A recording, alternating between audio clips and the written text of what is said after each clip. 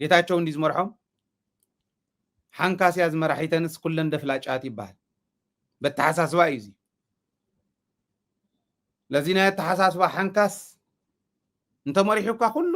ናብ ገደሉ ምእታው ይተርፍ ጌታቸው ዝመርሖም ዘሎ ሓራ መሬት ኣለና ዝብሉ ሸፋቱ እዮም ሓትና በልዎም እንዲም ዝብሉ ሓትና ምዃኖም ዝከሓደ የለ ሓውካ ክዓብድ ከሎ ግን ተስተኻኽሎ ትእርሞ ናብ መስመሩ ተምፅእ እምብለይ እንተኢሉ ብሕጊ ትፈርዶ እምብለይ እንተኢሉ ህዝቢ ዘጥፋኣልካ እንተኮይኑ ብጉልበት ትፈርዶ ትመማረፂ ንሱ እዩ ሕዚ ታይም ዝገብሩ ዘለዉ ዝብል ክንርኢ ከለና ናይ ዓፋር መናእሰይ ሆይሎም ወፅኦም ኣለዉ ሕዚ ባይዘው ይውደው ኣለዉ እዮም ከጥፍዎም እውን ይኽእሉ እዮም ታይም ገይሮም ሕጊ ዓፋር ሃይማኖት ዓፋር እዮም ጥሒሶም تحق البونا أنا هزب عفاري بتحسمه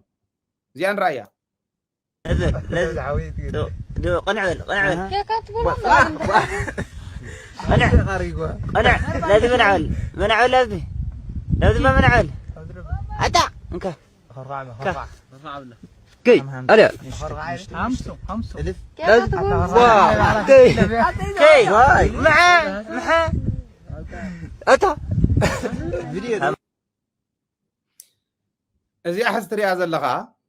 ተመልከትና ውን ይርአይዎ ህዝቢ ዓፋር ውን ይፍለጦ እዚ ተጋሩ ዝውክል ኣይኮነን ሾፋቱ እዮም መውፅዎም ኢልና ኢና ኣነ ብዙሕ ግዜ ፀዊዐ ዓብደላው እዚ መፅኡ ንዓቶም ውን ነፃ ናይ ኣየር ሰዓት ሂብና ኢና ንሰርሕ ነርና ፈልጥዋ ይኹ ገንዘብ ስለ ዘለና ናይ ኣየር ሰዓት ተርፊ ስለ ዘለና ኣይኮነን ከምኡ መዲበሉ ህዝቢ ዓፋርን ህዝቢ ትግራይን ከየፃልኡ ንህዝቢ ትግራይ ውን ካብ ኣንዳ ተለዓሉ ከይሕምሱ ንባዕሎም ውን ጠፊኦም ከይተርፉ እዩ ፅዒርና ኢና ህዝቢ ዓፋር ተረዲእዎ ሰልፊ እስካዕ ምውፃእ በፂሑ እዩ ህዝቢ ዓፋር ተረዲእዎ ንስኹም በዚኣ ገይርኩም ከይድኩም ትግራይ ወቂዕኩም መፂኹም ምስ ትግራይ ክተባእሱና ኣይንደልን ኣይተሓልፍዋን ኢሉ ከልኪልዎም የበራሕለ ህዝቢ ዓፋር ተረዲእዎ ውፅልና ኢልዎም እዩ እስካዕ ሕዚ እውን ውፅልና እዩ ዝብሎም ዘሎ ሕዚ ግን መወዳእትኡ ብናይ ዓፋር ሕጊ ደቂ ኣንስትዮ ከምዚ ጌርካ ምንካ ከምዚ ጌርካ بزي أجواب بزي دليتن تحزر أخو عينة فتصام مفتصام أي فكرن that's why من أسي عفار حزي يودوا باللو دوّلوا لنا ونيرم نجوا إنيا بنزي سوتش معرنيا يا موريمنا عاوزهم سبعة يوم سجن تبصحنا مسز بتقرأي كبأسنا يخل دايلهم أي بأسكم من يليه أنا قوم يليه مخنياتنا عنا يوكلن كبأسكم يخيتنا خوهم كلي كلن كلاك عشوفات يوم زي برجس أنينا توزي خوين الزارة وحزي عبزهم سبعة يوم سقوم تخوص دخولية برجس كالعلوم يوم نفتين كوس دوم يوم زول ورن دات وريون كنيو نزي أفريحمون كوس دوم يوم أي تراترن بزيو هزوا عفار جن تقطعي وقال عفار يا زيا تطري واذ اللهم بزيد اللي يتاخم زي جيرو دكان استي عفار يوعلو قلو ህዝቢ ዓፋር የጎሳቆሉ ለው ይዝብል ዘሎ ንዓና ከም ሚድያ ዝወሉና የዛረብ ዘሎ እዚ ኢሎም ኣለው ለዚ ኣብዚ ከምዚ ዝበለ ሓደጋ ዝእትውዎ ዘለው ናይ ሽፍታ ጉጅለ ካብ ዓፋር ወፂ ዝኸደሉ ናይ ካልኣይ ዕድል ናይ መጀመርያ ኣብ መንጎ ህዝቢ ትግራይን ህዝቢ ዓፋርን ባእሲ ከይፍጠር ኣፈላላይ ከይፍጠር ኢና ንፅዕር ነርና ሕዚ ከዓ እዚኦም ከምዚ ብዝሰርሕዎ ንህዝቢ ትግራይ ምንም ዓይነት ጠቐነ ምግባር ኣይከኣልን ዓፋረቶት ደቅኹም ክትሕልው ኣብ ደቅኹም ፀገም ከይበፅሕ ነዚኣቶም ወፂኹም ክተባርሩ ሓላፍነቱ ናትኩም እዩ እሞ ክብል ካብኡ ግን ንኸምስሉ ወፂኦም ንምንታይ ከምኡ ትገብሩ ኢሎም ዝሓተቱ ያ ሰባት ከም ዘለው ንሸፋቱስ ተሓተቱ ንኸምስሉ ቪድዮታት ይለቁ ኣለው እዮም ከም ዝበለ ዝረፍናኩ ብዙሕ እዚኦም እዮም ቶም ቆልዑ غيرنا يجوارك بس احنا بزح معلتي انا غيرنا كحمش ورحه قالت لامدنا قصده بنا شاي بنا بمسرحن بزح لامدنا تقرارنا دتي بحال عفر ጉዳይ መሰለና ስመት አንድ ሃም ፎቶ ገለ ሁሉ ግዜ በመልዓል ሃምስና ነው ወስድና ይራም ዳخل خالد ድብልውና ወስድና ይቅርታ ሓትለና ተውሃውናዮ ወጣት ግቡእና ንፍጽመና ንቀጻዕና تبالنا لهم دي كايد ባህልና ሃይማኖትና እንፈልጠና ግን ብሱ ብዝርካድ ነገርና አይወሰድና ይበቅናና حسبنا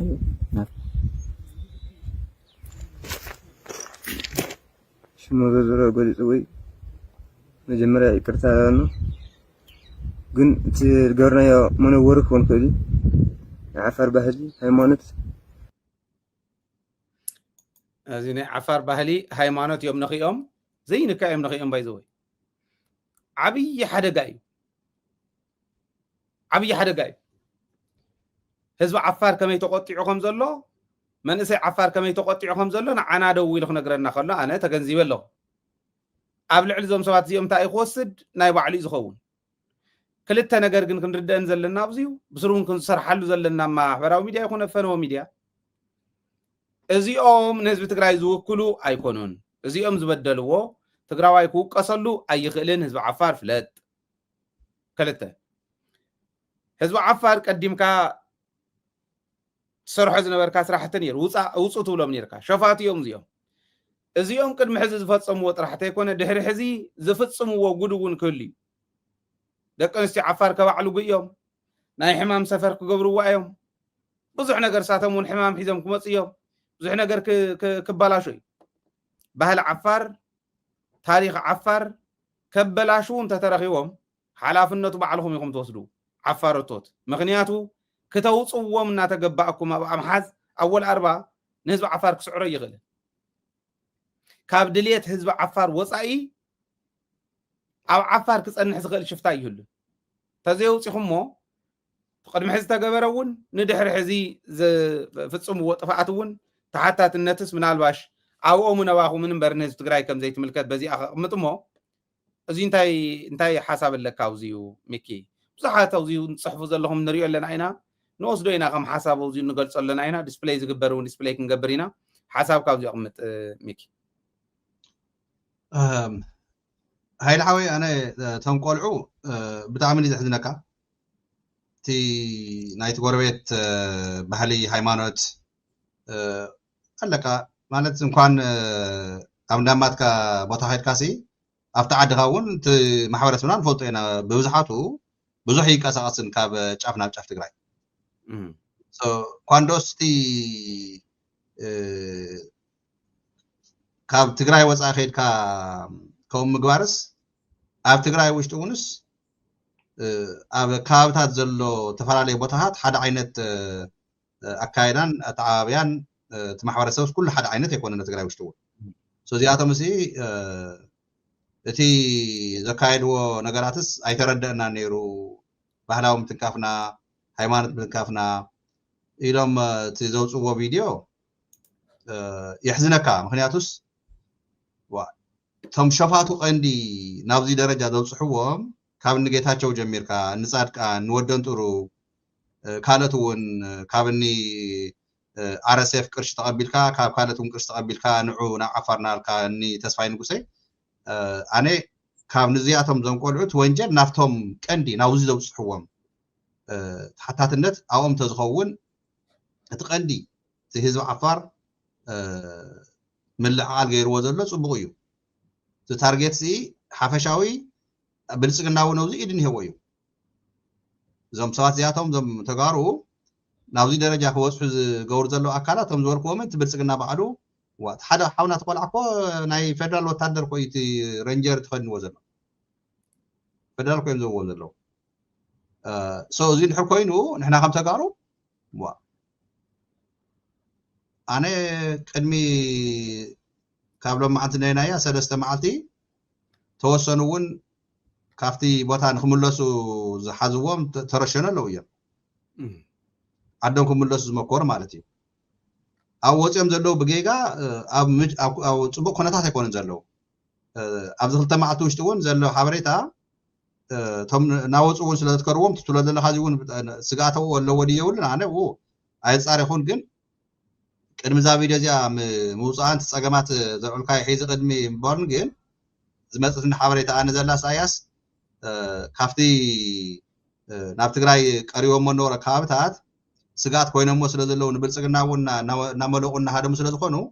እቲ ሰራዊት ዋላት ናይ ብልፅግና ኣብቲ መንጎኦም እኒሀ እንድዩ እዚ ዋላ እንዳሃለወስ እና መረቕ ስለ ዝትከርወስ እቲ ቦታ ስርሕቕ ዝበለ ናብ እንዲያወ ፃርያ ዘሎ ናይታ ቦታ ሽማ እንዳጋጣሚ ሆነ ለይቲ ታመረት መፅያትኒ ብስልክስ ኣይፅሓፍክዋን ነይረ ዳብል ቸክ እናገበርኩ ዘለኹ እምበር ተላዒሎም ከም ዘለዉ እውን ሰሚዐ ኣለኹ የብሱ ኣብቲ ዝነበሩ ቅድሚ ሕይሲ ኣክሰስ እናረኸቡ ናብ ትግራይ ይምለሱ ስለ ዘለውስ ዘርሕቆም ተባሂሉ ዓብዪ ስጋት እውን ተፈጢሩ ኣሎ ይብሱል በቲ ናይ ፌደራል ኣካይዳ እውን መጨረሻ ግን ትዘሕዝነካ ናይ ንጌታቸው ክነልዕል ተለናስ ለኪሞሞም ዝነዩ መናእሰይ ኣዳናጊሮሞም ዝነዩ መናእሰይ መፍትሒ ተዝግበረሉ ክመፁሉ ናብ ትግራይ ዝግብኦ ተሰርሕ እቲ ኣብቲ ዓፋር ይኹን ኣብ ኣዲስ ኣበባ ይኹን ዘሎ ትግራዋይ ምስያቶም ርክክብ ዝገብር ማለት እዩ ንእሽተይ ነቲ እንታዶ ትግራይስ ካብ ሓዘን ካብ ስቃይ መከራ ምድሓነት ምክንያቱስ ዝሕለፍናዮ ጀኖሳይድ ጌታቸው ዝክሓዶ ትሕደት ከይኣክለና እዚኦም ክርተና ከዓ ብዚኦም ሰንኪ ግን ትግራዋይ ክነዓቅ ትግራዋይ ክፅረፍ የብሉን ማንም ዝኾነ ናይ ዓፋር ተወላዲ እዚኣቶም ንህዝቢ ትግራይ ዘይውክሉ ምኳኖም ልክዕቲ ማለት ተጋዲሎም እዮም እቲ ማለት ተጋዲልካ ግን ካብ መስመርካ እንድሕር ወፂኻ እቲ ናይቲ ማለት ተጋደልካዮ ዘይኮነስ እቲ ናይ ልምዓት መስመርካ ኣበይ ኣለካ መትከልካ እንታይ እዩ ምስ ህዝብካ ተሰሊፍካ ዲኻ ኒኻስ ኣብ ዝቆረረካ ሽጉጥ ኣብ ዝጠመየካ ህድማ ናብ ካሊእ ዘይኮነስ ምስቲ ህዝብካ ማዕረ ኣፍታ ባይታ ምስቶም ብፆትካ ናይ ሰራዊት ምዃንኮ ብቐሊል ኣይኮንካን ወታደር ትኸውን ጥይት ስለ ተኮስካ ኮይኮነ ወታደር ማለት እቲ ናብ ውትድርና ተኣቱ ዘለካ ሓላፍነት ኢኻ ትወስድ ዘለካ ሓላፍነት ኣብ ህዝብካ ሓላፍነት ኣብ ሃገርካ ወየኮ ንሕና ሂዚ ካብ ጀኖሳይድ ዘይወፃና ልዕሊ 1 ሚልዮን ህዝቢ ተፈናቂሉና ኣብ ሸግር ስለ ዘለና ተባሂሉ ይምበርኮ ማንም ዝኾነ ወታደር ካብ ውትድርና እንድሕር ለቂቑ ኸይዱ ብዘይ ፍቃድ ብዘይ ብሕጋዊ ምስንባት እኮ ብሄራዊ ክሕደት ኮ እዩ ንስንባዕሉ ናይ ወታደራዊ ክሕደት ከዓነየ ዓብዪ ወንጀል እዩ ሃይሊ ሓዊ ወዮ ሒዚ ናት ናይ መኸታ ሰራዊት እዩ ከምዚ እዩ ንብል እምበር ብትሕጊ ተኸይድና ሕድ ወታደር ናብ ዓፋር ዝኸደ ይኹን ወፅኡ ካብ ሰራዊት ናብ ገፁ ተሸጎጠ ይኹን ገበን እዩ ዝፍፅም ዘሎ ናይ እዚኣቶም ግን ዝባእሰ ገበን እዩ እዚ ግን ሒዚ ንሕና ኣብቲ ካይዳ ናብ ሕጊ እውን ዘይጥየቑ ክመፁ ተለዉ እውን ትሬይን ተዋሂቦም ናብ ተደልዮም ናብ ሰራዊት ተደልዮም ናብ ማሕበረሰብ ዝልቀቑ ዘለዉ ተመለሱ እውን ዘሎ ናይ ኩነታት ሚዛን ተገይሩ እንደገና ካት ናይ ኩናት ግዜ መብዛሕትኡ ብሃንደበት ኣትዩ ናብቲ ሰራዊት ናይ ሕገ ደንብታት ናይ ኣካይዳ ብዙሕ ነገር ኣሎ ግዜ ዝወስድ ማለት እዩ ንሱ ሙሉእ ኣይተዋሃቦም እሱ እቲ ኩነታት ርኢኻ ማለት ስለዚ እዞም ቆልዑ እዚኣቶም ግን ኣነ ይሰግእ ምክንያቱስ ሂወቶም ከይስእኑ ክልተ ዶ ትግራይ ቃነ እዞም ክልተ ቆልዑ እዚኣቶም ወይ ድማ እዞም መናእሰይ እዚኣቶም ፅባሕ ንጎ ሂወቶም ንድሕር ስኢና እዮም ማለት ተኪሶምና ድዮም እውን እዚኦም ዘይኮነስ ሓፈሻዊ ተፍቲ ዓፋር ነሽፍታ ግን እዚኦም ሒዙ ከምኡ ገይሮም ፅባሕ ንጎ እንድሕር ክንቅፅዓይና እውን ይብሉ ኣለዉ ሃይማኖቶም ኣነ ማለት ዓፋር ከይደ ይፈልጥን ትሕጎም ሃይማኖቶም ባህሎም ይፈልጦን ማለት ሃይማኖት ዘይኮነ ሶሪ ባህሎምን ትሕጎምን ኣይፈልጦን ኣነ ባህሊ ናይ ማለት ኣነ ዘለኹ ናይ ዓለም ብጣዕሚ ጠቕላላ ተፈላለየ እዩ ግን ዋላ ዘለኹ ዓለም ሲ ታጓል ኣንስተይቲ እንድሕር ብባዕላ እንድሕር ዘይፈቒዳ ስልካስ ኣብኡ ህዝ ጠማዝዝዋ ዝነበሩ ፎቶ ከምዚ እናበሉ ሲ ጠፊዎም ናይ ብሓቅስ ወይ ከዓ ነየይ እንታይ እዩ ማለት ኣብኡ እንታይ እዮም ዘስትይዎም ዘብልዕዎም ዘለዉ ናይ ስኽራን እዩ ነይሩ ትክክል ኣይኮነን እመኻስ ለቂቖም ማሕበረ ሚድያ ንዓለም ክሪኦ ማለት እዩ ሎምስ ኣብ ሶሻል ሚድያ ማሕበረ ሚድያ ንሕሳተፍ ኮንካስ ሕድሕድ ትዛረቦ ሕድሕድ ትገብሮ ሲ መዓት ሰብ እዩ ዝከታተሎ መዓት ሰብ እዩ ዝሪኦ ዋላ ቴሌቪዥን ተዘይወፀስ ሒዚ እኮ ንሕና ከም ኒውስ ኣውፂና ኢና እንታይ ድዩ ብሚልዮናት ከም ዝሪኦ ዘለዉ ሒዚ ኢትዮጵያ ሙሉእ ዘሎ ትግራዋይ ናብ ትግራይ ውሽጢ ዝኒሄ ትግራዋይ ናብ ኤርትራ እንተይከረ ሰውዚያት ወዲ ዚያት ሲ ብጣዕሚ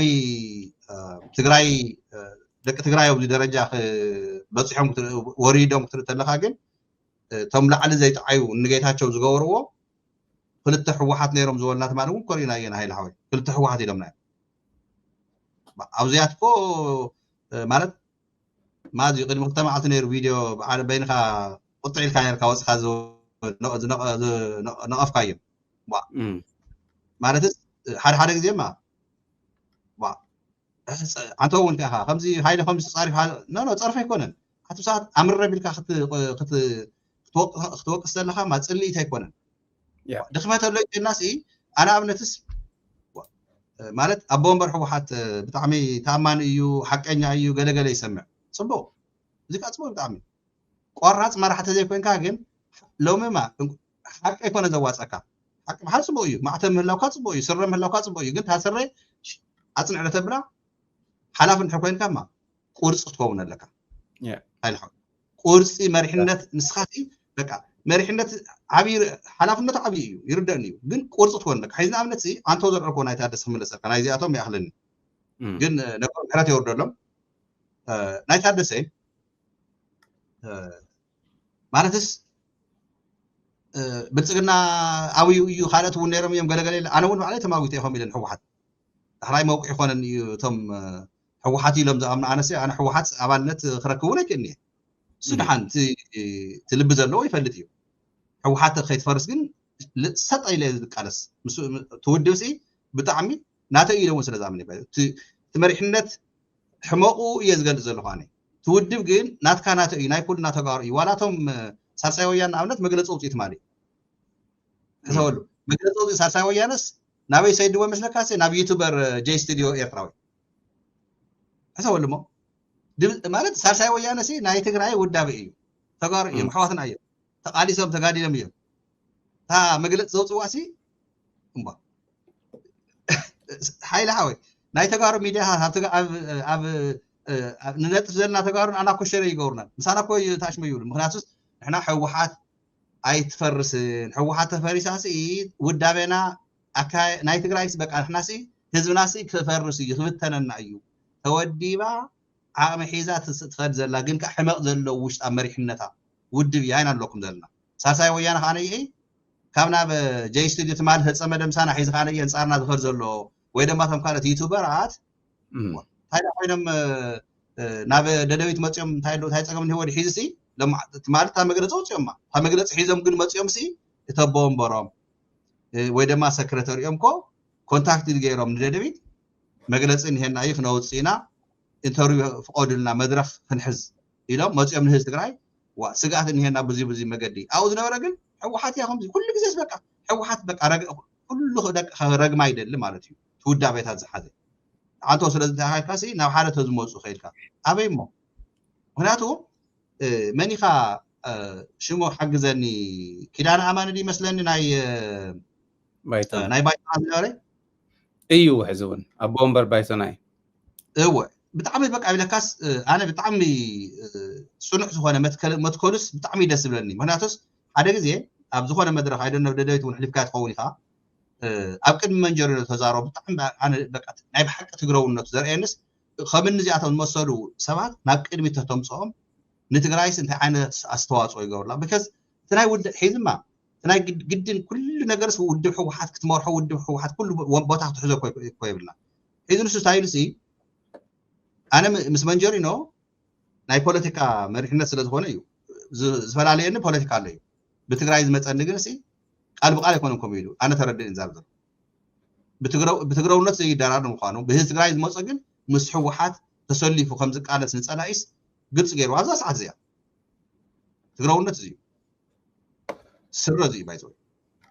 ስለዚ ናይ ሳልሳይ ወያነ ከሸማቀ ዘይኮነ ከናር ዘይኮነሲ خراوات حيزهم كم زي لهم أنت تقول لك كاس وازاي كونن نيو يوم ناي نسالسي ويانا دقفتنا نورز حيز بقى كم زلت كاندو زي أنشوا أبتا وصل قدوار كوينا نتا دمت حلوة كم زجور اللي يوم حيز صحنو جو هاي شوارع حيز هذا مخيط هلا وصلت مس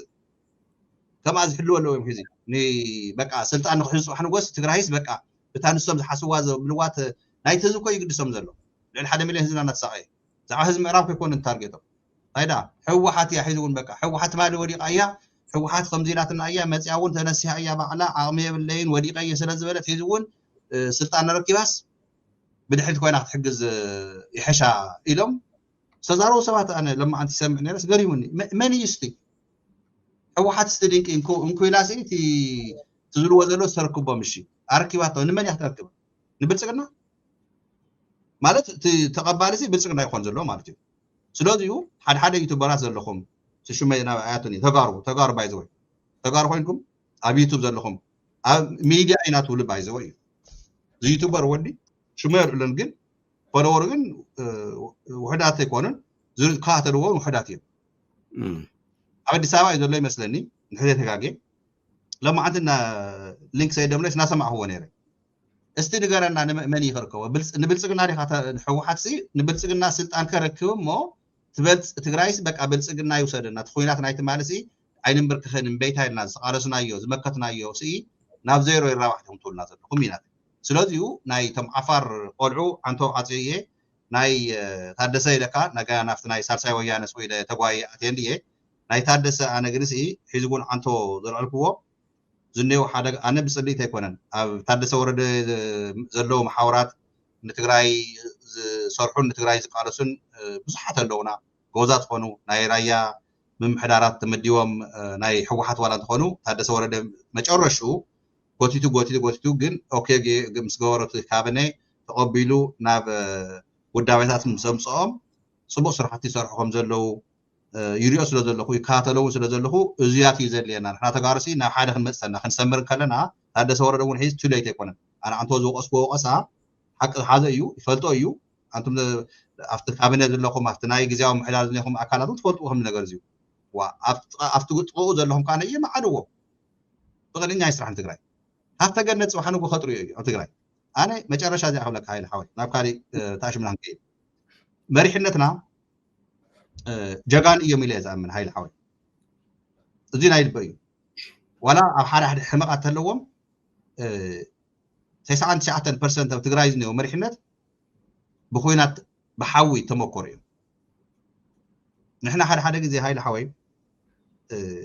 تنكارينا ون أين استوسن مخنياتو أتحسن سوانا بتعمي أنكارا سلازخوني عام سلازلنا بالكانسي ما بصحت جديد صلاتي وزحنا كاو سمصنا توزحنا تلو كانسي ناي وشنا فشقانا زخونو تغارخم نغيتاچو خيدم بقى مشترنا خوطو زغبونا ناي حدنتنا بزح نغرا يفرسو تعبي سي تي مالت كل عد حزب ما تصلعيكو سعرنا كان حزب سعرنا زمكور زلو ግን بتوم كحداماتي سلوي توم جغاننا كبر نهابنا افت زغبوم كبري نهابنا صباح نغو كابز سقاي مكرازيو حبيرنا وصينا حد مريحነት تግራይ نس ህዝቦም ኮይኑ ما تግራይ ህዝቡን ዝቃረሱ ዘለውን ዝቅጽሉ ዘለውን አበ አዲስ አበባ ዘሎ ይኹን አበ ቤሻንጉል ዘሎ ይኹን አበ ጋምቤላ ዘሎ ይኹን ሃፍተ ገነቶም ይትረፍ انا هاي الحوي بؤنت لك بؤنت زينات حسابين ህዝብ ትግራይ ለኩልና ንገን እዋ ንስ ሃፍተ ገነት ንሱ ጽባሕ ንጎ ንሳቶም ትግራይ ከም ድልየቶም ዝነብሩላ نحنا خاني أخبرنا نقاطهم تكالاتهم تكينا صريحنا قاسيلنا مالتي اب تግራይ عرفهم فايت هايلهم بسلام زنور الله تحدش ولده تتوغد اي تحاويلو ازيو اب تግራይ ህዝቦም يقدمو مجمريا بغنزب بنبرت ህዝቦም كشطيو بلومن ربح ህዝብ قديمنا نخيد دحري زمص دحري يخون غبر ኢና يا نافتنا موداتام انتان كنكيد حساب كنهبل اينا لنا سلاز نبرنا انتايم يلوم ناغيتاچو زملكت ازي مستسمعه باي ذا واي ليتي بناي تግራይ بناي ኢትዮጵያ ተخباب ዘሎ ሃገራት ለይቲ እና ተዝደወልዎ ማለት ዳርጋ አጋው ጋሕታዩ አንታ ሪኢኻዮ ደዚ ካብ ሹዕ ጀሚሮም እዮም ምስዳድ ጀሚሮም ምዝራብ ጀሚሮም ትናይ ጌታቸው ውሽጢ ፖለቲከኛታት ናይ ኦሮሙማ زولو وزلو ونزي مو حدا خي وصحو يميلو حدا بتعم زسحقني حسابك كافلو زي تود زدول ليس نجيتاچو استقرو انت خونكا دوللو مو زغبر غير ولا تግራይ يتو كطفو خول يوم يلن كومو سلاز بلا يكون ابي احمد زي سمع سلاز صنح يكون انت ودخوم يل تكونسورني زبل نغرن زلو ፖለቲከኛ አዩ ናይ ኢትዮጵያ ፖለቲከኛ አዩ ናይ ኦሮሞማ ፖለቲከኛ አዩ ይሄ ሰው ሊያጠፉት ይችላሉ ትልቅ ነገር ነው አፍርሶበት የመጣው ዝኸደ ጀነሳይድ የፈጸመን አብይ አህመድ ዝብል በደንብና ተሰርሐሉ ንخመጽ I think ተስፉ ለአከ ማርያም በልብና መስገን ያቅንየልና ሱፐር ስቲከር ጋዚኡሎ ማለት هيونا له anyway انت ايميلو تودي كونسرن كوينو بدنبي تحلقو خملت يخلي جيتاچو نسخان تنغيركايو يلي عايز نغرن زل ابدا دبي تري ان سلازلو በቃ ነገሮ ሞተቀርቦን ተቆንካ እንደምንም ብሎ ትግራይም ቢገባ ይሻለዋል ሊያጠፉት ይችላሉ ይሉ ሕዚ ናይት ወድ ኮንሰርን በክልተ በሰለስተ ከፊል ርእዩ አነ በተሓደ ገጽ ካልኦት ከየጥፍዎ አብይ አሕመድ ጥፊዎ ክበሃል ተሓደ ገጽ ወን አብይ አሕመድ ናብ ካሊ ከጽግዕ ለዚ ተወድ አጎላጉል ከይጠፍእ ካመባል በተኻልአይ እትጌታቸው ሂውዎ ዝበሃል ዘሎ ካፍታ ወጽያ ዝኒያ ስፖት ጥራሕ ታስፖት ኣብዚ አዝራናያ ካሊ ዝወጽ የለ አይወጽን ንሕና ፈሊጥናዮ ኢና አውን ዘአተው ነይሮም እዮም ከምቱ እንቱ ይለምእተው ዝወልክዎ በዓል ጸዳለ ለማ ነይረን የነው ማርቲን ፕላውት ነይረ እዩ በዓል ኤደነ ሰፋ ነይረን የነው ኤደነ ሰፋ ማሞ ማለት ስለዚ አው ዝነበሩ ተጋሩ ነይሮም መቃለስትና ነይሮም ኤርትራውያን ነይሮም ኢትዮጵያውያን ወላ መሐሩውን ሓደ ኦሮሞ ጥራሕ ይሐግዝዎ ባይዝዎ ሓደ ናይ ኦሮሞ ተወላዲ ጥራሕ ሓግዝዎ طعم يزدنق مس ابي احمد تغورو زلخا منغستنا ኢትዮጵያ تغورو زلخا ገለይሉ እና አመስጊኑ ጌታቸውን ማለት ሐቁ ይንሱ ሱርሑ ይሰርሓሉ ስለዘለይ ያገልግሎ ስለዘለይ ጌታቸው ግን ከምሰብ ከም ሓደ ትግራዋይ ንኸይጠፍ ሓሲቦም ዝዛረቡ ፍትናይ ኦሮሞማ ዘለው ሰባት ውን እንየው ክብል ደለየና አብይ አሕመድ ይፈጽም ወይ መወዳእቱ ያስፈጽም ወይ ሊባይዞ ወይ ያፍት መወዳእታ ዘይሩ እቲ ወይ ሶይላ ታስፖርት ዚ አኮይና እምበር ተዘወረ ይሕልፍን ምስወሎ ምስ ጨነቆ ኢሉዋይ ታኹይናት መሪሕዋ እንተይሉውን ታጀነሳይድ ፈጽምዋ ኢሉ ቆስዲ ትሰብ ጸገም ይብልና ንሕና ዓለም እንዳረአዮ ኣብ ኣደባባይ ስለ ዝኾነ ነቲ ህዝቢ ዝቆተሎ ኣብ ልዕሊ ጌታቸው ክበጽሕ ዝኽእል ግን እንታይ እዩ ድሕሪ ሕዚ ልክዕ ከምቱ ደደቢት ንብሎ ዝነበርና ኣብ መጀመርያ እውን ሒዝና እናበልና ዝመጻና ገላልጻ ናይ ባንዳ መወዳእቱ ወይ እስር ቤት እዩ ወይ ከዓ መቃብር እዩ ንብሎ ዝነበርና ወይ ወኽኒ ቤት ወይ መቃብር እዩ ንብሎ ዝነበርና ንጌታቸው ክሰርሕ ደ ይኾን ወይ እስኪ ድሕሪ ሕዚ ክተግልግለና ይትኽእልን በቃ ኣፍካ ሒዝካ ጸጥ እንተይልካ ኸይድ ድዩ ክብሎ ዝኸውን ምናልባሽ እውን በተን ገዚኡወን ዝበሃላ ዘለዋ ኣለዎ ዝበሃላ ዘለዋ ገንዘብ ሃፍቲ በኣተን ክሕዞ ይኽእል ዶ ይኾን ምናልባት ናይ ህዝቢ ሪአክሽን ከዓቱ ትሪእዎ ዘለኹም ስለ ዝኾነ ባይዘወይ ናይ ሕልና ተሓታትነት እውን ይትኽፍእ ሕልኑ ክሓቶ ዶ ክጅምር ይኸውን ጌታቸው ናብ ጸገም ዶ ክወድቕ ይኾን እዚኣቶም ኩሎም ሕቶ እዮም ዝምለሱ ብጌታቸውን ኣብ ልዕሊ ጌታቸው ብንሪኦ ንድሕሪ ሕዝን እዮም እንታይ ክበጽሕ ይኽእል ኢልካ ትግምት ተኸታተልቲ መደብና እውን ኣብዚዩ ብደንቢ ሓሳብኩም ክተቕምጡ ትኽእሉ ኢኹም ኣብዚ ዲስፕሌይ እናገበርና ክንከዲና ቀጽል ሚክሕፅር ኣቢልና ምስ ሰዓትና አይ ታና ጌታቸው ቀላል ያ ናይ ባይ ዘ ወይ እቲ ሓበሬታ ዝሃወት ራይ ዘይኮነስ ኣብታ መበገስና እውን አንቶ ስለ ዝበልና እያ ጌታቸው ግን አብይ አሕመድ ተሮይል ሒዝ መጥቃዕተ ይገብረሉኒ ምክንያቱ ጋና ክምዝምዞ እዩ ዘይወደሉ ጉዳይ ስለ ዘለዎ ክምዝምዞ እዩ ጋና መጨረሻ ግን ከምታ ናይ እዳት ክራኸው ተሎ ምስ ተጠቐመሉ ሓንቲ ነገር ዝጉሕዋ ከማያ ክትከውን ቃል ዘይጥቀመሉ ዘሎ ኸውዚዩ ኣብ ዓድና ያው ስድራቤት ስለ ዝርእይዎ ዘለው እቲ ሚድያ ብቴሌቪዥን ታሽሞ ይኸውን ኢለ ስለዚሁ ናይ ጌታቸው ረዳ ኣነ ኣብቲ ዘሎ እቲ ኤውሮፓ ኣብቲ ዝተርፍ ምሐሸ ነይሩ ግን ናይ ጌታቸው ውርደት ሕሰበሉ እሞ ድሕሪ ሕዚ እቲ ናይ ናሃቱ ስታንደርድ ደይዎ ዝነበረ ሚድያታት እናቐረበ እውን ተንታኒ ኮይኑስ ንኣብነት ኣወፃኢሲ ተን ኣለዋ ዝበሃላ ሚድያታት ናይ ኣሜሪካ ንኣብነትስ ኣብ ሓደ ሚድያትስ ተንታኒ ኮይኑ ኮመንተሪ ናይ ኢስት ኣፍሪካ ኮይኑስ ሂወቱ መንበረ ነይሩ ተቐፂሩ ማለት እዩ ሕዚ ግን እንታይ ኮይኑ ዝኒሄሲ ናይ መጨረሻ ማለት ሰብ ክወድቕ ተሎሲ ሓደ ግዜ ዕንቅፋት ክውዕካስ ሳየውዲቕ ኢልካ ቆላሕልካ ትርኢ እሞ ካብኡ ዘውደቐካስ ከይደግመካስ ትጥንቀቐሉ ኢኻ ሕዚ ግን እንታይ ኮይኑ ዝኒሄ ናብ ብልፅግና ምኻዱ ናብቲ ቀርኒ ኣፍሪካ ጥራይ ምኻዱ ዘይኮነስ ሕዚ ከዓ ከይዶም ኤውሮፓስ በቃ ጠቕላላ ባይዘወይ ተዘጋጀዎ ነይሩ እዚ ከዓ እዩ ዘብለና ጌታቸውሲ ሕሰበሉ ተዳልዩ ይኸይዱ ነታ ኢንተርቪው ተቐፂራ እኮ ያቐንያ ባይዘወይ ኣናውንስ ተገይሩ ቅድሚ ሰሙናት ጌታቸው ረዳ ክመፅእ ተባሂሉስ ተሰብ እውን ንዓኣ ተፀቢዮ ካላንደር ኣቕሚጡ ይኸይዱ ዘይተዳለው እንታይ መስልካ ዘይተዳለው እንታይ ልብለካለሁ ጌታቸው ንሚድያ ኣነ ፈለጥ ከለዎ እኮ በቃ ዝኾነ ሕቶ መጽኢት በቃ ክምልስ እየ ጠበቃ እየ ኮ ኢልኳ ኣመ ሎየር ኣዘ ሎየር ኮ ኢልኳ ከም ጠበቃ መጠንሲ ተኣምር ኮ እዩ ማለት ሓደ ኣመ ናይ ቤት ትምህርቲ ማለት ተማሂረ ብሕጊ ኣይኖ ተማሕራሪ ለመኮነ I studied law ይኮነን እኮ ኢሉ I'm a lawyer lawyer መስለካ ነው እወ study law እና lawyer ምዃንካ ይፈላለዩ ስለዚሁ እቲ ዘይምድላው ዘብለን ዘለሲ ዘይፈለጦ ወይ ድማ ኮነ ኢልና ከም ዝመፀ እኮ ንፈልጥ ኢና ኩልና ነገር ግን ትንዕቆት የብለካ ዘለኹ ሕወሓት እውን ከውድቕ ኣየር ትንዕቆቱ ዝኸደ ርሕቀት እኮ መጨረሹ ከመይ ገይሩ ተፈሽልዎ ከመይ ገይሩ ሃዲሙ ካብ ትግራይ ከይዱ ስለ ዝረአዩና እዩ ግን ሓደ ነገር ክብል ሰነፍ ምዃኑ እዩ ዝነገረካ ዘለኹ ኣነ ካልእ ሽሙ ዘጠቐምኩ ነይረ እንድየ ግን ሒዚ እውን እቲ ሚድያ ዘይምጥን ስለ ዝኾነ ሰነፍ ምዃኑ ግን ሰነፍ ዘማኽሮ ፌደራል መንግስቲ ዝበሃል ናይ ኢትዮጵያ ናይቲ ሽዋ ሓይሊ እንኳዕቶም ጠንካራታት ኣብ ትግራይ ዘለው ጀነራላት ካልኦት መራሕታት እንኳዕ ከምቲ ሓደ እዚኦም ገይሮምና እኒአው ንፃድቃን ንጌታቸው ንወደን ጥሩ እንኳዕ ንሳቶም ናብኡ ይከዱና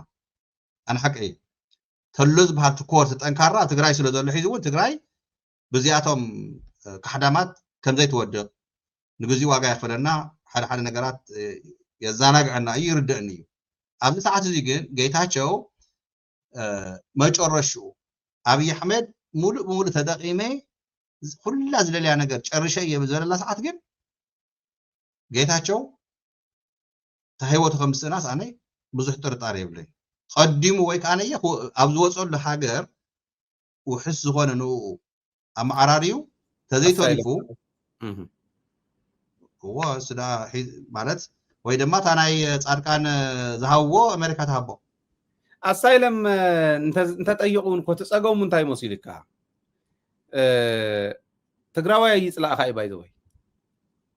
ትግራዋይ ይፅላእካ ዋንስ እንተፀሊእዎ ሶሻል ላይፍ እውን ኣይክህልዎን ባይ ዘ ወይ ጌታቸው ወፂኡ ኣሜሪካ እንተዝኾኑ እውን ኣሜሪካ ዘሎ ትግራዋይ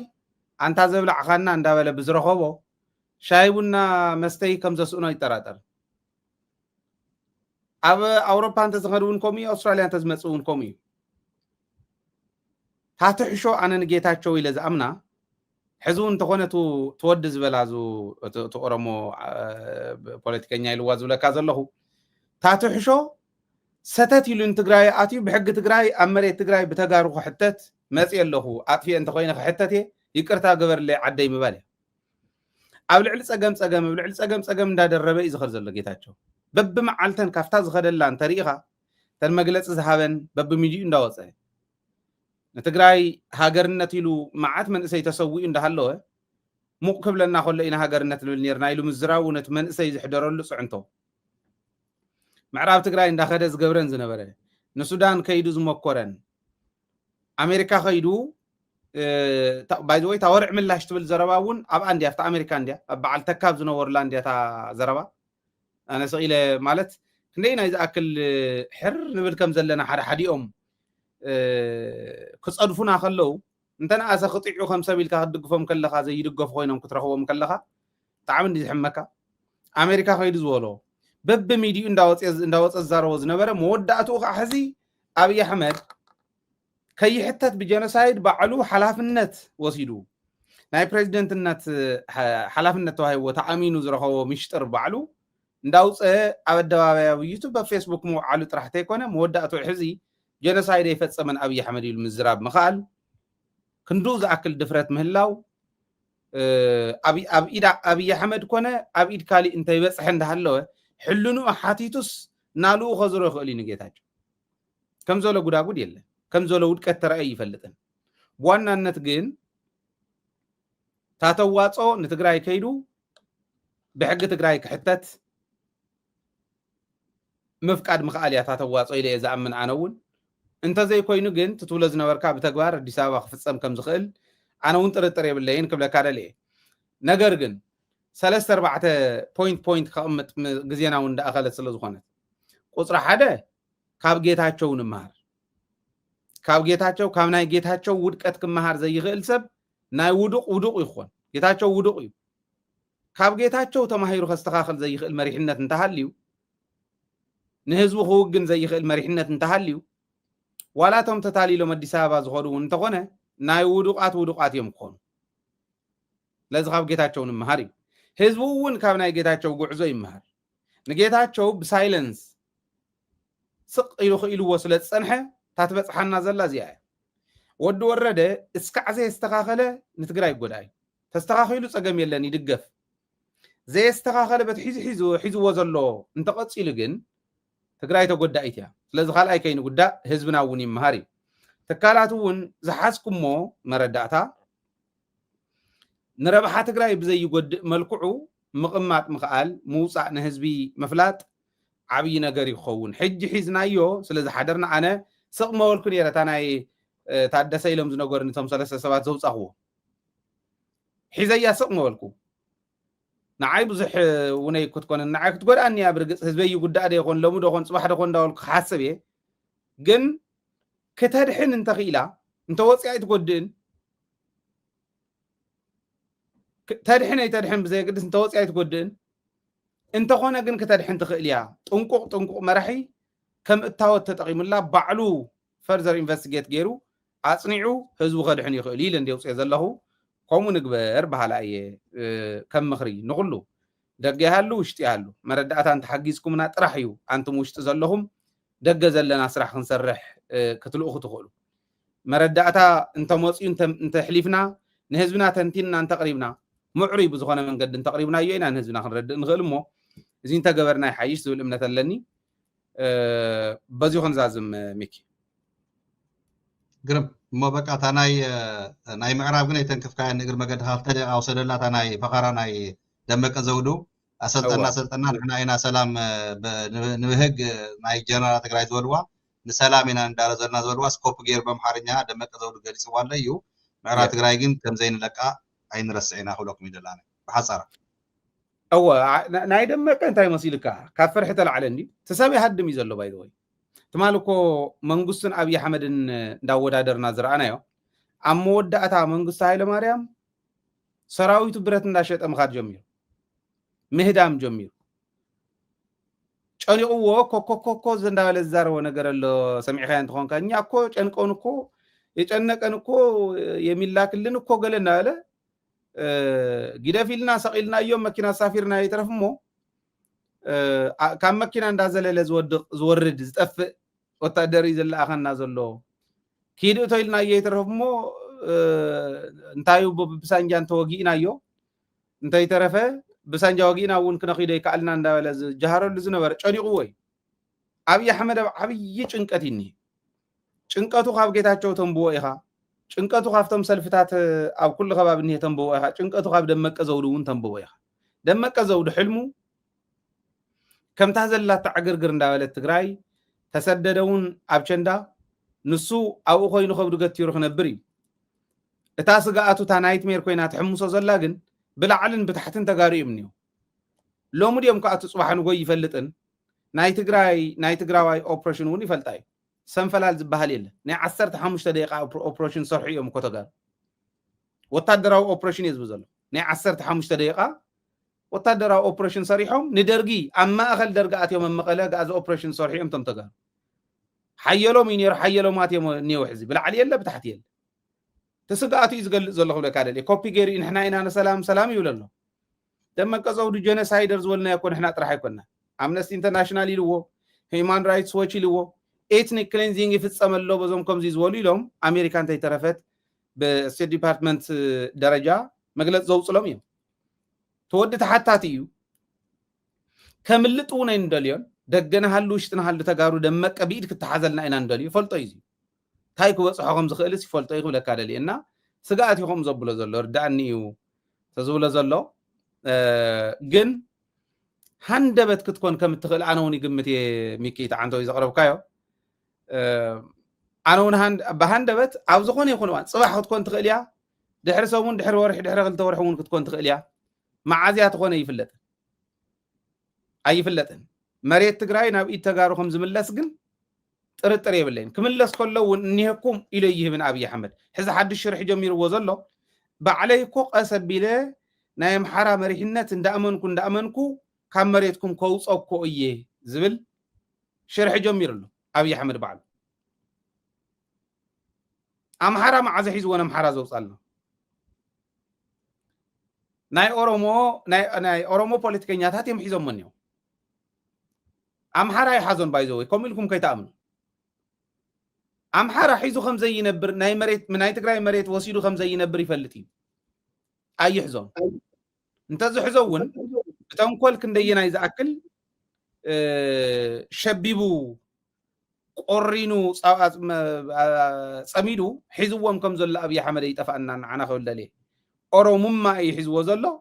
ኦሮሞ እውን አይውክልን ህዝቢ ኦሮሞ እውን አይውክልን ናይ አብይ አሕመድ መሓውሪው ዚአኸዓ ሓፃር ክትብጠስ ትኽእል ያና ናይ ደመቀ ጃህራ ጥራሕ አይኮነን ፍርሕ እውን እዩ ብርግፀኝነት ግን ደመቀውን ቢኢድ ተው ዘሎ ሃዲሙ ከም ዝጠፍእ ምዕራብ ትግራይ ግን ኣብ ቀረባ እዋን ኣብ ኢድ ተጋሩ ከም ተኣቱስ ወላ ንሓንቲ ሰከንድ ተጠራጢረ ይፈልጥና ኣነ ሓደ ግዜ ከም ዝኽብል ከለኹ ከይድካ ዲኻ ንስኻ ዲኻ ክትመርሖ ከምኡ ትብል ገለ ይብሉ ተናቢብና ኢና እኮ ተጋሩ ንሰርሕ ብመስርሕ ተፃሒፉ ተዋሂቡና ኣይኮነን ትግራዋይነት ደገን ውሽጥን ዘሎ ትግራዋይ ኩሉ ተናቢቡ ንክሰርሕ ይገብር ሃይለው ዚ ዘርህፆ ዘሎ ሃይለው ዚ ለይትን ቀትርን ዘስርሖ ዘሎ ሃይለው ዚ ኮይኑ ተሰሪሑስ ነቲ ውሽጢ ዘሎ ብደንብ ገይሩ ክድግፎ ከም ዝኽእል ስለ ዝኣምን እዩ ነቲ ቃልሲ ብደንብ ገይሩ ክድግፎ ከም ዝኽእል ስለ ዝኣምን እዩ እሞ ተመሊሱ ኣብ ኢድና ንዝኣቱ መሬት እንተተጃህረ ዘምፆ ለውጢ የብሉን እምበር ትኽክል ኢኻ ረሲዐ እያ ነይረ ዕሪና ግን ክንመፃ ኢና ምዕራብ ትግራይ ትምልከት ኣብ ዝቕፅል መደብ በዚሁ ንዛዝም ንሕዚ ግርም ተንኪ ሃይለ ትግራይ ትስዕር